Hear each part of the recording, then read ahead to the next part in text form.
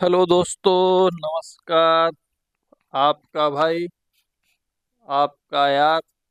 उम्मीद करता हूँ कि मैं भी ठीक होऊंगा और आप सब भी ठीक है। आज आप लोगों के बीच एक अहंकार से संबंधित प्रसंग आएगा और उस प्रसंग में दो पात्र हैं, बाली और रावण। ये विचार मेरे पास काफी समय से था।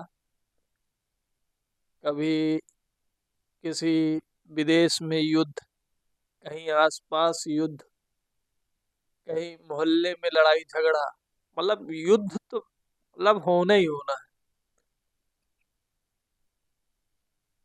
उस युद्ध से विचार निकला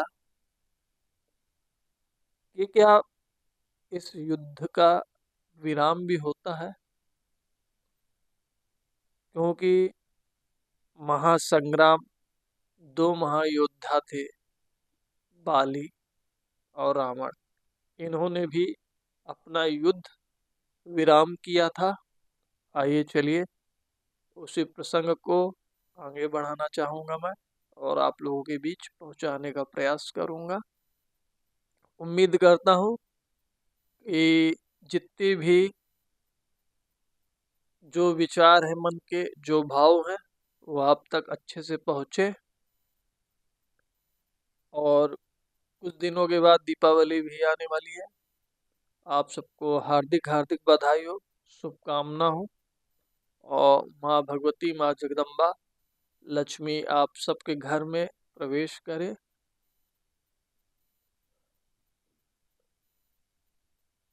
तो पहले तो श्री राम चंद्र भगवान का नाम स्मरण करता हूँ और आगे विचार को व्यक्त करने से पहले मैं श्री राम भगवान की स्तुति के साथ एक छोटा सा दोहे के साथ आगे बढ़ूंगा। सुमिर पवन सुत पावन नामु, अपने बस करी राखे नामु। हरि पेरित तेहि अवसर, चले मातून चास। हट्ट हासते ही कपि गर्जा, बाढ़ि लाग आकाश। मोह मूल बहुशूल पद, त्यागहूँ तप अधिमाम। भजहूँ रघुनायक कृपा सिंधु, भगवान सियावल रामचंद्र की जय। राजा रामचंद्र की जय। क्योंकि काफी समय से आप लोग देख रहे होंगे और कहीं विदेश में जंग लगी हुई है, कोई मतलब शांत होने का नाम नहीं ले रहा। किसी न किसी मुद्दे पे जंग होती रहती है और रिजल्ट वही है, समझौता।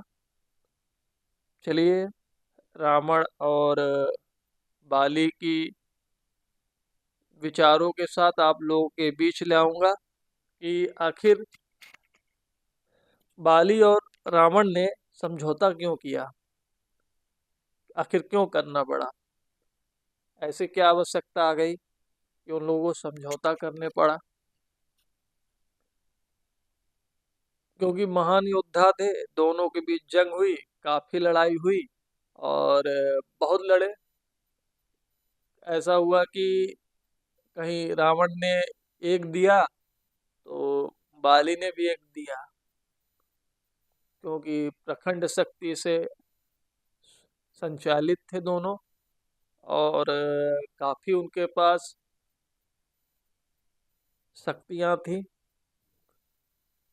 जैसा कि आप लोग जानते होंगे कि रावण के नाभि में अमृत कुंज था और बाली के विषय में भी जानते होंगे कि बाली किसी के सामने आता था तो उसकी आधी शक्ति वो खींच लेता था।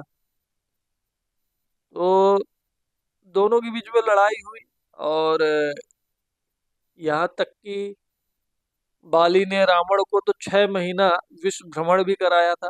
आप लोग को याद होगा, वर्ल्ड की यात्रा करवाया मगर मार नहीं पाया।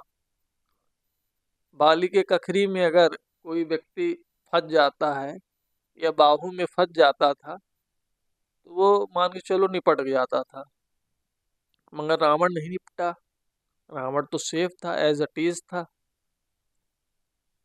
तो बाली को भी विचार आया कि भैया मेरे बाहू में तो जो फंस गया, तो समझो कि वो तो 2 दिन या 3 दिन से ज्यादा निपट जाता।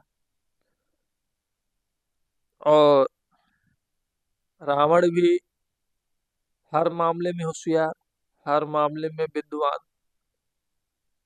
सब कलाओं में पारंगत था। छल कपट सब आता था। कहीं बाली को पीछे से मारे, कहीं आगे से मारे, कहीं उसको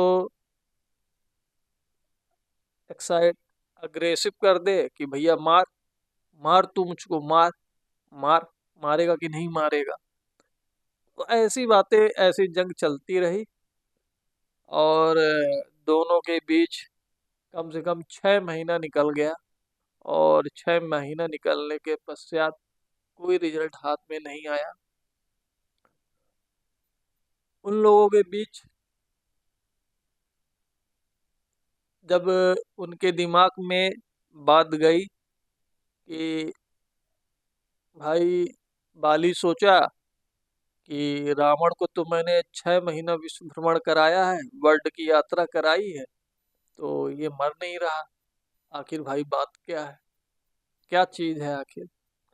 क्योंकि अगर 2 दिन किसी को मैं पकड़ लूं तो वो तो सीधे ऊपर निकल जाएगा। आखिर बात क्या है? और रावण भी बुद्धि से तेज, विद्वान आदमी, तो वो भी बाली को छेड़े, कहीं मारे कि भाई मार मेरे को। मगर वो भी परेशान कि बाली को मैं भी नहीं मार पा रहा हूँ। दोनों के पास समस्या खड़ी हुई। और समस्या का अंत करने दोनों लोग एक माउंट एवरेस्ट में बैठे और उन्होंने इस समस्या का समाधान किया। बोला कि भाई, मैं तो ना तुझको मार पा रहा हूँ, ना तू मुझको मार पा रहा है। और दोनों जन का समय काफी बेस्ट हो गया। इससे बढ़िया तो भैया मैं अपना राज चलाता, तू अपना राज चलाता। तो आज से भाई हम लोग अपने अपने राज के लिए प्रस्थान करते हैं और अपने अपने राज देखते हैं। और मैं तुम्हारे बीच में नहीं आऊंगा, तुम मेरे बीच में ना आओ। ऐसे करके दोनों ने समझौता किया। और समझौता करने के बाद चल दिए। तो दोनों के अहंकार में विराम हुआ वहीं से। क्योंकि दोनों को वरदान ब्रह्मा ही जी ने दिया था। और ब्रह्मा जी ने ही रास्ता निकलवाया कि तुम लोग समय नष्ट कर रहे हो और कुछ नहीं है। इसी प्रकार से जो विदेशों में चल रहा है, किसी न किसी प्रकार से किसी न किसी व्यक्ति को आगे आना चाहिए और समझौता कराना चाहिए। समझौता ही मार्ग है और कोई दूसरा रास्ता नहीं है। क्योंकि विनाश का पथ तो, अगर युद्ध हुआ तो विनाश तो तय है। चाहे इधर का हो चाहे उधर का हो, उसमें क्षति एक एक आम नागरिक की होने वाली है।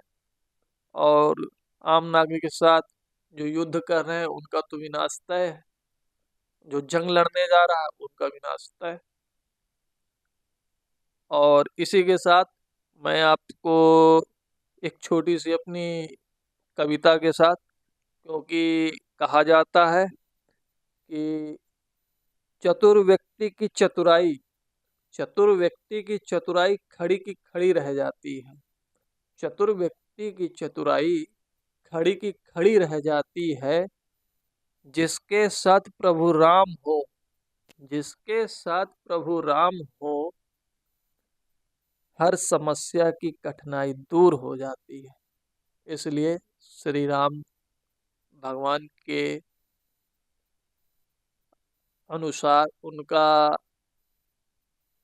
उनके जो धैर्य था, जो वैभव था, उस धैर्य और वैभव को हर इंसान को अनुसरण करना चाहिए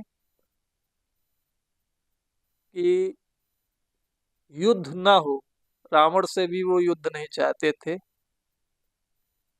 हमेशा उन्होंने युद्ध को टालने का प्रयास किया, बहुत टाला, अत्यधिक टाला, मगर युद्ध निश्चित एक मुकाम में आ गया। क्योंकि कहते हैं किसी का पाप अत्यधिक बढ़ जाता है तो विनाश तय है। तो एक छोटे से सब्जेक्ट जिसका नाम है अहंकार, तो हर व्यक्ति को अहंकार पालने की आवश्यकता नहीं है। पालना है तो ज्ञान की बात पालो, पालना है तो ऐसे काफ़ी शौक है, जैसे कि हर व्यक्ति को अलग अलग शौक है, वो चीज़ पालो। अब ऐसा ना पाल लो कि भैया नशा करने जाना है, ऐसा ना पालो भाई कि कुछ और करने जाना है, ये सब शौक नहीं। ऐसा इस छोटी सी वीडियो के माध्यम से मैं आप लोगों के बीच